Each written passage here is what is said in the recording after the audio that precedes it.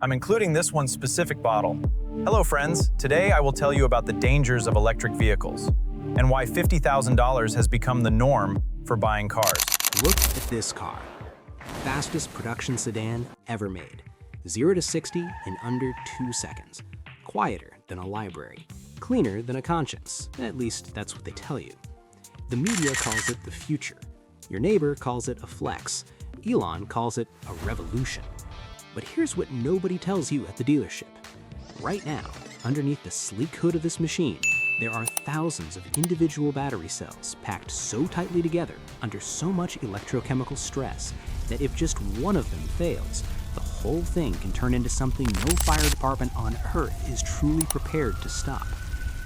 Today, we're going deep, not to scare you away from EVs, but because if you own one or plan to buy one, you deserve the full picture. The physics, the cybersecurity vulnerabilities, the data they're harvesting, the economic trap that's coming for your wallet years down the road. I'm going to show you exactly why these silent machines might be the most misunderstood and most underestimated risks on the road in 2026. Stay with me. This one's going to change how you look at that charging cable. Why this matters now. We're in 2026. There are now over 40 million electric vehicles on roads worldwide. That number is doubling every 4 years. EV manufacturers are in an arms race, not for safety, but for range and performance. Battery energy density has increased by 40% in the last 5 years. That sounds amazing. It also means the potential energy stored under your seat is growing, and growing fast. Meanwhile, the infrastructure around these cars, the regulations, the emergency response training, the insurance models, the resale market is lagging years behind. This is a story about that gap and what it means for you. Physics of catastrophe. What is thermal runaway? Let's start with what's actually happening inside your battery pack when things go wrong.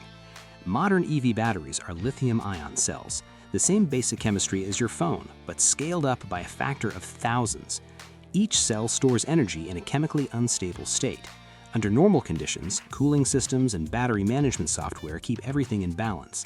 But push the chemistry too hard, through a manufacturing defect, a collision, extreme temperature, overcharging, or even just aging, and a single cell can go into what engineers call thermal runaway. Here's where it gets terrifying. That one failing cell generates heat. That heat accelerates the chemical reaction. The accelerated reaction generates more heat. Within seconds, you have a cascade, a chain reaction that can spread from cell to cell across the entire 400-kilogram battery pack. The numbers that should shock you. The temperature inside a lithium-ion battery during thermal runaway can reach 2,500 degrees Celsius. That's not a typo. 2,500 degrees Celsius. For context, aluminum, the material many car chassis are made from, melts at 660 degrees Celsius. Steel melts at 1,400 degrees Celsius.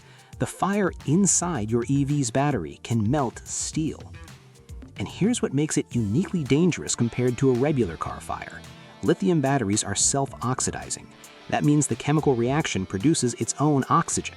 You cannot smother it. You cannot cut off its air supply. The fire feeds itself. Standard car fire, 2,000 liters of water, done in minutes. EV battery fire, we're talking up to 100,000 liters. That's a backyard swimming pool, and it can take hours. Sometimes the car has to be physically submerged in a water-filled container and left there for 48 to 72 hours because the battery can spontaneously reignite 3 days later. The 2026 problem. Denser is more dangerous. Now, here's what makes this a 2026 problem specifically, and not just a 2016 problem. The industry is in a battery arms race. To compete on range and performance, manufacturers are cramming more energy into smaller, lighter battery packs. The energy density of modern batteries has increased dramatically just in the past few years. More energy density means more potential thermal runaway energy. The thermal management systems are getting more sophisticated, but also more complex. More components, more points of failure, more software dependencies. And consumer behavior is making it worse. People have fast charging constantly. using their cars in extreme temperatures, buying third-party accessories that bypass built-in protections. Every one of those behaviors is stress on a system that's already operating close to its limits. Real cases, the headlines they buried. In 2024 alone, there were over 3,000 documented EV fires in the United States. That's not counting the unreported incidents in private parking structures. A parking garage in Stavanger, Norway. A single EV catches fire on the bottom level. The heat is so intense and the fire so difficult to contain that 13 other cars are destroyed, most of them not even electric. The garage suffers structural damage from temperatures no architect ever designed it to handle. A freighter ship crossing the North Sea loses 26 vehicles, including several EVs, in a fire that burns for 4 days before the crew is forced to abandon ship. These are not fringe events.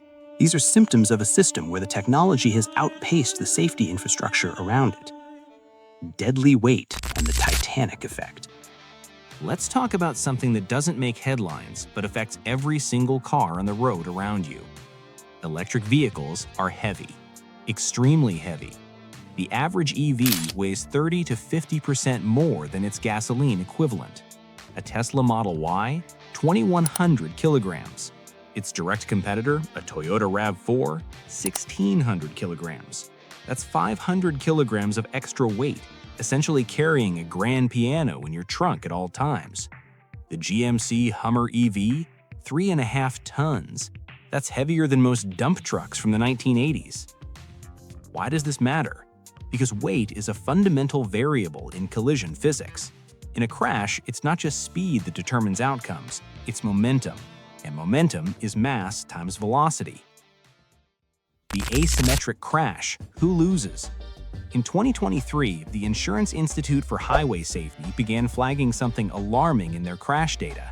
When heavier vehicles collide with lighter ones, the occupant death rate in the lighter vehicle has been climbing for the first time in 2 decades. We've been making cars safer for the people inside them, but we haven't solved the problem of a 3-ton electric SUV running into a 1,200-kilogram compact sedan driven by someone who couldn't afford the premium EV price tag. That's not a car crash, that's a physics execution. And the problem compounds in urban environments, where pedestrians, cyclists, and motorcyclists are sharing space with these increasingly massive machines. A pedestrian struck by a heavier vehicle faces dramatically worse injury outcomes. The physics don't care about good intentions. Infrastructure that wasn't built for this. Here's a problem that city planners are only beginning to grapple with. Most multi-story parking garages in Europe and North America were built 30 to 50 years ago. Their structural load calculations were based on the cars that existed at the time, average weights of 1,000 to 1,400 kilograms. Now fill those garages with 2,000 to 3,500 kilogram electric vehicles. Multiple reports from structural engineering firms have flagged parking structures in major cities as potentially unsafe for the EV loads they're already carrying. In 2023, a parking structure in Liverpool collapsed. While the official investigation pointed to pre-existing structural issues, engineers noted that the increasingly heavy modern vehicle fleet was a contributing stress factor. The green lie hiding in the tire dust. And then there's the environmental irony that nobody in the EV marketing department wants to talk about. Tires wear out faster on heavier vehicles, significantly faster. And tire wear doesn't produce exhaust, it produces something arguably worse: microplastic particles. Studies published in peer-reviewed journals have found that EVs generate up to 20% more microplastic particles than equivalent gasoline vehicles. These particles are small enough to become airborne. They enter waterways. They've been found in human bloodstreams. The car that produces no tailpipe emissions may be producing more ground-level particulate pollution than the dirty car it replaced. The full picture of clean transportation is more complicated than a green badge on a marketing brochure. Digital captivity, hackers, and surveillance. Here's a thought experiment. Imagine if someone could unlock your front door from the other side of the planet, start your engine, read your texts, track everywhere you've been for the past year. You'd call that a terrifying invasion of privacy. Now imagine that thing is your car, because that is exactly what your car is in 2026. Modern EVs are rolling supercomputers. They contain between 50 and 100 individual electronic control units. They're connected to the internet 24/7. They receive over-the-air software updates while you sleep. And like every connected computer in history, they can be hacked. What hackers can actually do? In 2025, a team of cybersecurity researchers at a European university demonstrated that they could remotely access a popular EV model's central control system within 11 minutes using equipment available for under $200 online. Once inside, they could unlock all doors, disable the braking assist system, manipulate the cruise control, access the navigation history, including home address, work address, every location visited in the past 6 months. They could do this silently, with no warning light on the dashboard, with no indication to the driver that anything was wrong. This wasn't a theoretical exercise. They reported their findings to the manufacturer. It took 11 months for a patch to be deployed. During those 11 months, that vulnerability existed in every vehicle of that model on the road. And here's the uncomfortable truth. Most EV owners have no idea what software version their car is running, whether it's received its latest security patches, or even how to check. The surveillance machine in your driveway. But hacking isn't even the biggest privacy concern. The bigger issue is what manufacturers are collecting by design. Your EV knows where you go, when you leave, how fast you drive, how hard you brake, who's in the car with you based on seat sensors, what you say because the microphone is always on for voice commands, what music you listen to, what your heart rate is if it has health sensors, and it sends all of that data to corporate servers in real time, continuously. The average modern EV generates between 25 and 100 gigabytes of data per hour of driving. That is more data collection per hour than most people generate in a month on their phones. Tesla's privacy policy, for example, explicitly states that they may share your data with third parties for commercial purposes. You agreed to this when you clicked through the terms of service on the touchscreen. The economic trap. Let's talk money, because the financial risks of EV ownership are as significant as the physical ones, and they're even less discussed. Conventional wisdom says cars depreciate. EVs depreciate faster, much faster. A gasoline car loses roughly 50% of its value in the first 5 years. A comparable EV can lose 60 to 70% in the same period, and some models have depreciated even more aggressively. Why? Because EV value is almost entirely tied to battery health, and battery health degrades over time. When a prospective buyer looks at a 5-year-old EV with 80% battery capacity remaining, they're not just thinking about the car, they're thinking about the inevitable battery replacement. And that replacement? On most vehicles, it costs between 40 and 60% of the car's original purchase price. The charging infrastructure illusion. The pitch is always the same. Charging infrastructure is expanding rapidly. There are more chargers than ever. The network is growing. All of that is true in city centers of wealthy countries, in Silicon Valley, in Oslo, in Shanghai's new districts. But drive 3 hours from any major city in the Midwest of America, in rural Canada, in Eastern Europe and the countries of the former Soviet Union, and the picture changes completely. In January 2024, a cold snap hit the Chicago area. Temperatures dropped to minus 20% Celsius. EV owners discovered that lithium-ion batteries lose up to 40% of their range in extreme cold. Charging queues at the few available stations stretched for hours. Vehicles that had made it to a charger couldn't charge efficiently in the cold. Some owners were stranded. This wasn't an infrastructure failure in the traditional sense. It was a perfect illustration of the gap between EV technology as it performs in optimal conditions and EV technology as it performs in the real world. The dirty origins of clean energy. Here's the question nobody asks at the Clean Energy Panel. Where does the lithium come from? The Atacama Desert in Chile contains the world's largest lithium reserves. Extracting it requires massive quantities of water in one of the driest places on Earth.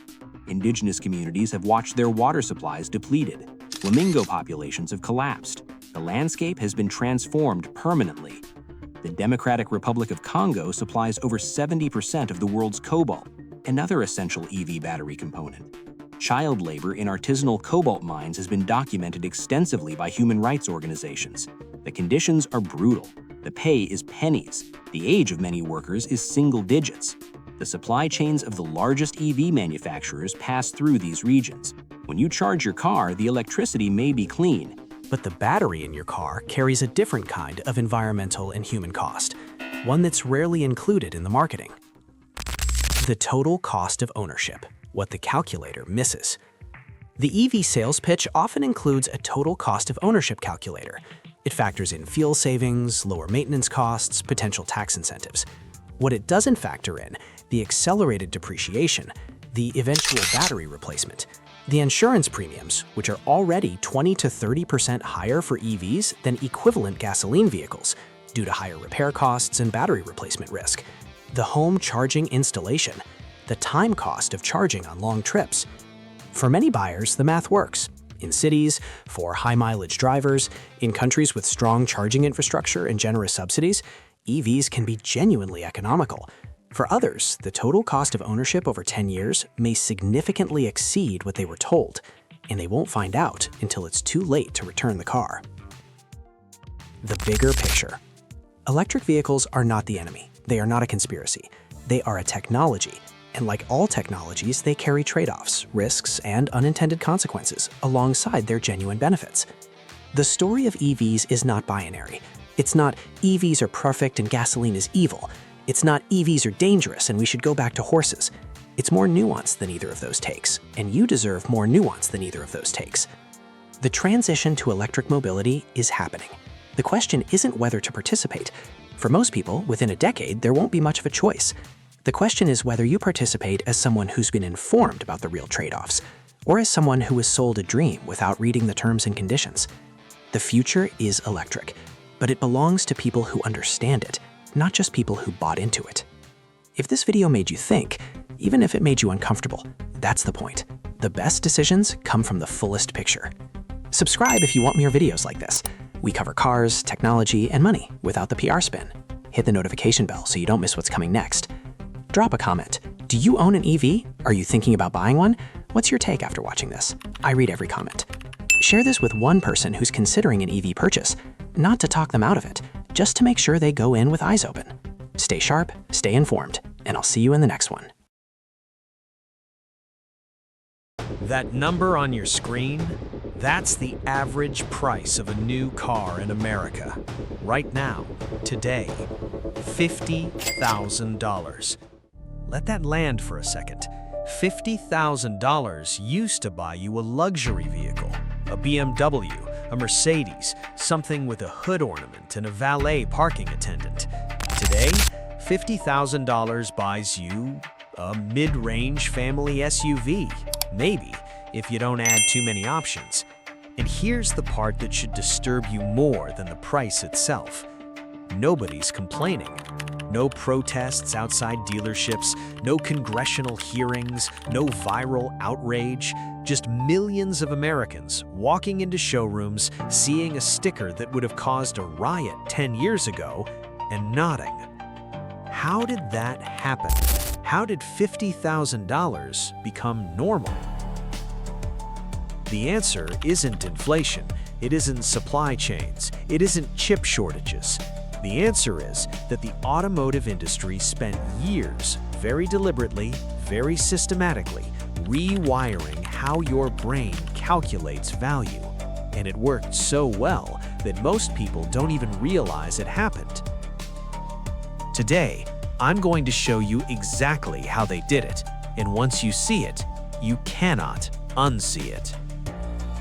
In October 2025, the average transaction price for a new vehicle in the United States crossed $50,000 for the first time in history. That's not the sticker price, that's what people are actually paying. For context, in 2019, just 6 years ago, that number was $37,000. In 2015, it was $33,000. The average new car has gotten $13,000 more expensive in 10 years. Wages over the same period, up roughly 30%. Car prices, up over 50%. The math stopped working, but the sales didn't stop. Weapon number 1, the monthly payment trick. The first and most powerful weapon is something so obvious that most people completely miss it. Nobody talks about the price of a car anymore. They talk about the monthly payment. Think about how every car ad is structured. Not, "This car costs $52,000, but from $649 a month." This is not an accident. This is a precisely engineered psychological shift. When you evaluate a purchase by its monthly cost instead of its total cost, your brain loses the ability to calculate what you're actually spending. $649 a month for 72 months is $46,728 before interest. With a standard auto loan rate in 2025, you're looking at paying $54,000 to $58,000 total for a car with a $48,000 sticker price. You paid more than the sticker price, and you felt good about the monthly number. The industry didn't just lengthen loan terms to make payments smaller. They restructured how the entire purchase is communicated, so the real number never has to appear in the conversation. Weapon number 2, the anchor removal. Here's a question. When was the last time you saw a truly stripped-down, base model car advertised? Not mentioned in the fine print, not buried on page 3 of the brochure, actually advertised, on TV, on billboards, front and center. You haven't, because they barely exist anymore. Car manufacturers have systematically eliminated or degraded their base trims over the past decade. The strategy is simple. The base model exists only to create a low number for the headline price. It comes with manual windows, no infotainment screen, cloth seats, and 0 driver assist features. It is designed to be undesirable. When you arrive at the dealership and see the base model, your brain immediately says, "I don't want that." And the moment you step up to the next trim, which is $4,000 to $8,000 more expensive, it feels like a reasonable upgrade, not like a significant price increase, like a small step from something bad to something acceptable. The base model isn't a product, it's a psychological anchor. Its entire purpose is to make everything above it feel affordable by comparison.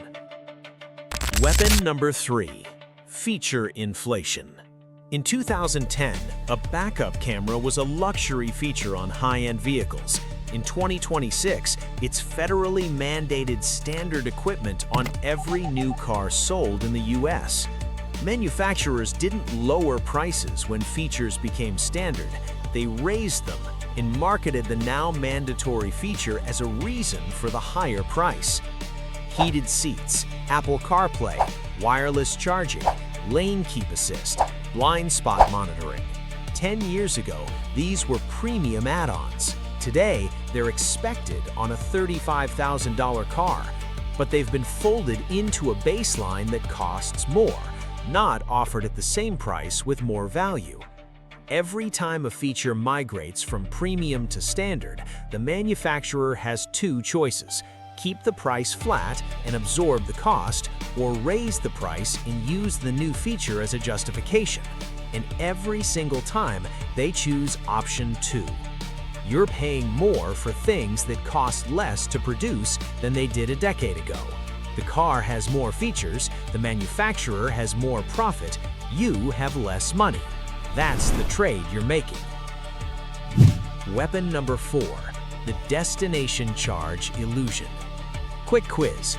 You find a car you want, priced at $38,995. You negotiate hard, get the dealer to $37,500. You feel great, you got a deal. Then you look at the final paperwork. There's a line item, destination and delivery, $1,895. You didn't negotiate that. Nobody negotiates that. It's presented as a fixed government-like fee, like a tax, non-negotiable, just the cost of getting the car to the lot. Here's what they don't tell you. Destination charges are set by the manufacturer, not the government. They are not fixed costs. They are profit centers, and they've increased by an average of 35% in the last 5 years, far outpacing any actual increase in shipping costs. In 2020, the average destination charge was around $1,100. Today, it's between $1,500 and $2,000 depending on the brand. On a vehicle you're already paying $50,000 for, that's money that completely bypasses your negotiation because it was never framed as negotiable. Weapon number 5, the comparison trap. When a Toyota RAV4 costs $32,000 and a Honda CR-V costs $33,500, neither price feels shocking. They're just similar, both reasonable, both normal. This is called price anchoring through competitive clustering. Every major manufacturer knows what every other manufacturer charges for comparable vehicles. They don't compete on price by going lower, they compete on price by making sure nobody goes significantly higher, which keeps the entire market moving upward together. When Ford raises the F-150 average transaction price by $3,000, GM has cover to raise the Silverado. When Toyota moves the Camry up, Honda moves the Accord. The consumer sees all cars cost about the same, which feels like fairness. It's actually coordination. You're not comparing a $50,000 car to what that money could do for you elsewhere. You're comparing it to the other $50,000 car next to it, and when every option in your category costs $50,000, $50,000 feels right. Weapon number 6, normalization through repetition. The most insidious weapon is the simplest one, repetition. You've seen $50,000 cars advertised on TV for years. You've heard friends talk about their $700 a month payments. You've watched YouTube reviews of $60,000 entry-level trucks. You've read articles about average transaction prices crossing new thresholds year after year after year. And every time, the world kept turning. Nobody went bankrupt. Life went on. Psychologists call this the mere exposure effect. The more we're exposed to something, even something objectively extreme, the more familiar and therefore acceptable it feels. We stop questioning what we've seen 100 times. The automotive industry didn't need to run a single ad telling you $50,000 is reasonable. They just needed to charge $50,000 for long enough that the number lost its power to shock you. They've been playing a very long game, and they've already won. So now you know the 6 weapons. The question is, what does this mean for you practically? How do you walk into a dealership with this knowledge and actually use it? Because understanding the manipulation is step 1, but there's a specific playbook that can get you a significantly better deal, even in this market. Let's get into it. How to fight back. Rule number 1, never talk monthly payments. The single most powerful thing you can do in a car dealership is refuse to discuss monthly payments until the out-the-door price is fully agreed upon. When a salesperson asks, "What monthly payment are you looking for?" the correct answer is, "I'm focused on the total vehicle price, not the monthly payment. What's your best out-the-door number?" This one sentence destroys the monthly payment illusion. It forces the conversation back to the real number. Watch the salesperson's face when you say it. They've been trained to never let the conversation get there. Out-the-door price means vehicle price plus all fees, taxes, and charges. Everything. The number you write a check for. Demand that number first, then and only then discuss financing. Rule number 2, research the invoice price. The MSRP, the manufacturer's suggested retail price, is marketing. It is not the price the dealer paid for the car. The invoice price is what the dealer actually paid, and the gap between them is where your negotiating room lives. For most vehicles, the dealer invoice is between 3% and 8% below MSRP.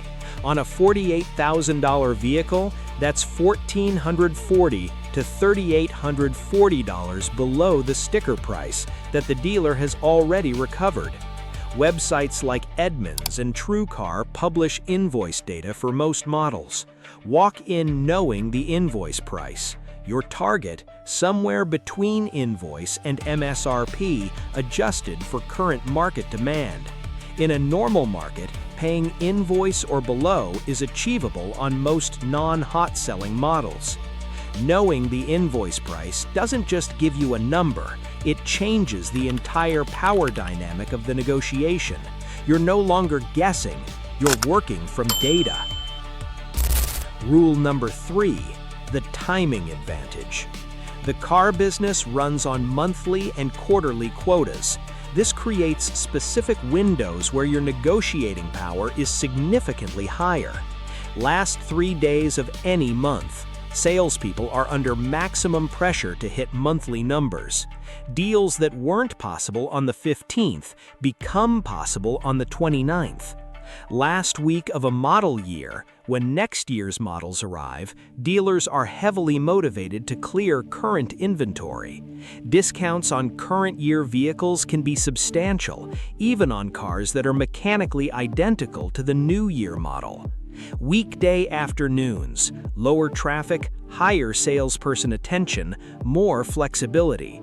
Saturday mornings are the worst time to negotiate. The lot is full, the salesperson has other options, and urgency works against you.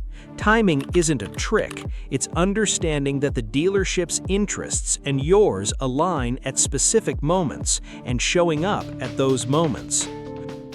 Rule number 4, pre-approve your own financing. Here's what happens when you use dealer financing. The dealer submits your application to multiple lenders, gets rate offers back, marks up the rate by 1 to 3%, and presents you with their best offer. You're paying a financing markup on top of everything else. The counter move is simple. Get pre-approved at your bank or credit union before you step foot in a dealership. Credit unions routinely offer auto loan rates 0.5 to 2% lower than what dealers offer on the same loan. On a $45,000 loan over 60 months, a 1.5% rate difference is approximately $1,800 in total interest. On a 72-month loan, it's over $2,200. Walk in with your pre-approval letter in your pocket. Tell the dealer, I have my own financing at X%. If you can beat that, I'll listen. Now they're competing against a real number for your business, instead of marking up an invisible rate. You now have the tools to fight back on price and financing. But there's one more layer to this story, and it might be the most important one. Because the real question isn't just how to get a better deal on a $50,000 car. The real question is, do you need a $50,000 car at all? The real cost and the verdict. What $50,000 actually costs you. A $50,000 car financed over 72 months at current average interest rates costs you approximately $58,000 to $62,000 in total payments. Add full coverage insurance on a $50,000 vehicle, roughly $2,000 to $3,500 per year depending on your location and record. Add registration, taxes, and annual fees, $800 to $2,000 per year. Add routine maintenance over 6 years, $4,000 to $7,000. The total cost of owning a $50,000 vehicle for 6 years is realistically between $75,000 and $85,000. That is not a transportation expense. That is a major financial decision, one that most people make in an afternoon in a room designed to prevent them from thinking clearly, after being shown a monthly payment that felt manageable. The verdict. What actually makes sense? None of this means you shouldn't buy a new car. Some people genuinely need the reliability, the warranty, the safety features. The math works for some situations. But here's what the industry doesn't want you to know. The best financial move for most drivers is a certified pre-owned vehicle that's 2 to 3 years old. A 2022 or 2023 model of the same car you'd buy new today has already absorbed 30 to 40% depreciation. It likely still has manufacturer warranty coverage. It has the same safety features. It drives the same. The difference? You paid $30,000 to $35,000 instead of $50,000. You didn't pay for the first owner's depreciation. You didn't fund the manufacturer's psychology research budget. If you do buy new, use everything we covered today. Know the invoice price, have your own financing, shop at the end of the month, demand the out-the-door number first, and never, ever let the conversation start with monthly payments. The $50,000 normal didn't happen by accident. It was engineered, payment by payment, trim by trim, ad by ad, until the number stopped feeling like a number and started feeling like just the way things are. Now you know the 6 weapons they used. Now you know how to counter them. The question is whether you'll use that knowledge the next time you're sitting across a desk from someone whose entire job is to make sure you don't. If this video changed how you think about car buying, share it with one person who's about to make this decision. Not to stop them from buying, just to make sure they walk in with their eyes open. Subscribe for more videos like this. We cover cars, money, and the things the industry doesn't want you to know. Stay sharp. See you in the next one.